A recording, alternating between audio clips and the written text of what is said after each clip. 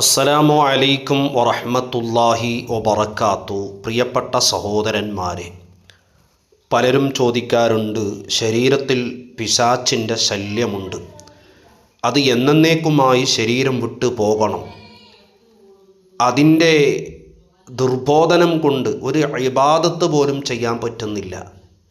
നേരെ നിസ്കരിക്കുവാനോ ഖുർആൻ ഓതുവാനോ കുടുംബജീവിതത്തിൽ ഇടപഴകാൻ പോലും സാധിക്കുന്നില്ല. വീട്ടിലെത്തിയാൽ ഭാര്യയെ കണ്ടാലാകുന്നില്ല, ഭാര്യയ്ക്ക് ഭർത്താവിനെ കണ്ടാലാകുന്നില്ല. എപ്പോഴും കലഹമാണ്, പ്രശ്നമാണ്. പരിഹാരം ഉണ്ടോ ഉസ്താദേ എന്ന് പലരും ചോദിക്കാറുണ്ട്.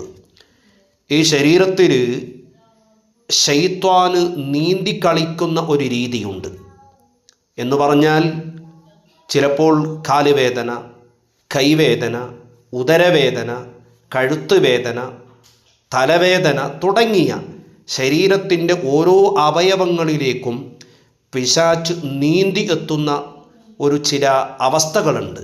അപ്പോഴാണ് ഈ ബുദ്ധിമുട്ടും പ്രയാസങ്ങളൊക്കെ വരുന്നത്. ശാരീരികമായിട്ടുണ്ടാകുന്ന രോഗങ്ങളെ കൊണ്ടും വേദനകളുണ്ടാകും, ഈ പറയപ്പെട്ട പ്രശ്നങ്ങളുണ്ടാകും. അതുപോലെ പൈശാചികമായി ബുദ്ധിമുട്ട് ശരീരത്തിലുണ്ടെങ്കിൽ ഇതുപോലെ പ്രശ്നങ്ങളും ബുദ്ധിമുട്ടുകളും ഉണ്ടാകും.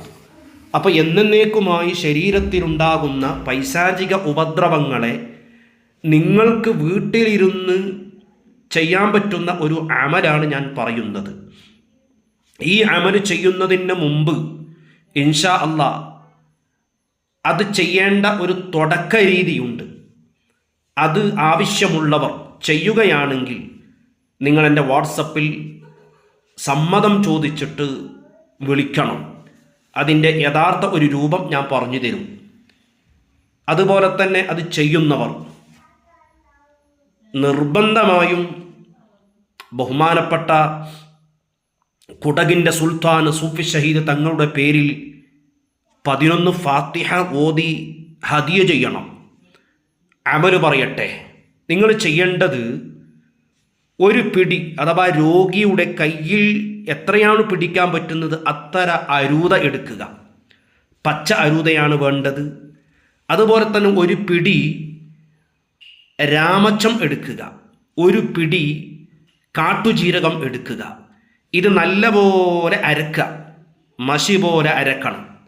അരച്ചതിന് ശേഷം ഈ മിശ്രിതത്തിൽ ഒരു പ്രാവശ്യം അൽ ബഖറ സൂറത്ത് മന്ത്രിച്ച് ഊതുക.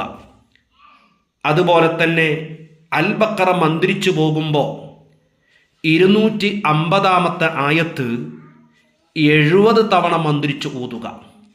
ഈ മരുന്ന് വീട്ടിൽ ഫ്രിഡ്ജിലോ മറ്റു വൃത്തിയുള്ള സ്ഥലത്ത് സൂക്ഷിക്കുക.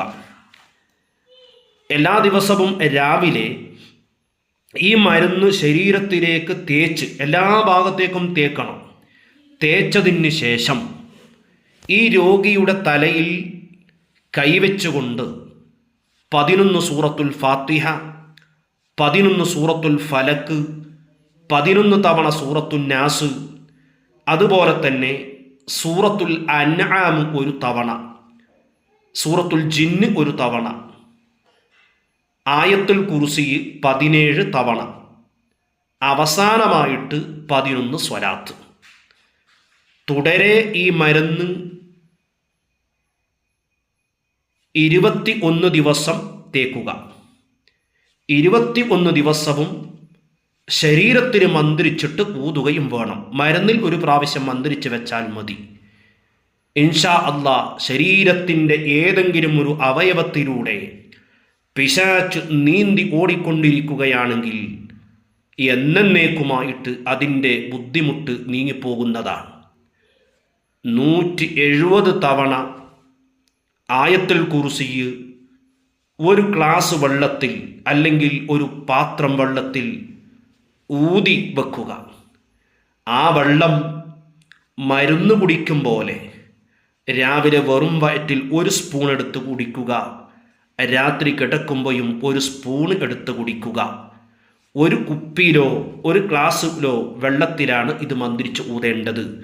170 തവണയാണ് മന്ത്രിച്ച് ഊതേണ്ടത്. അള്ളാഹു നമ്മെ രക്ഷപ്പെടുത്തട്ടെ.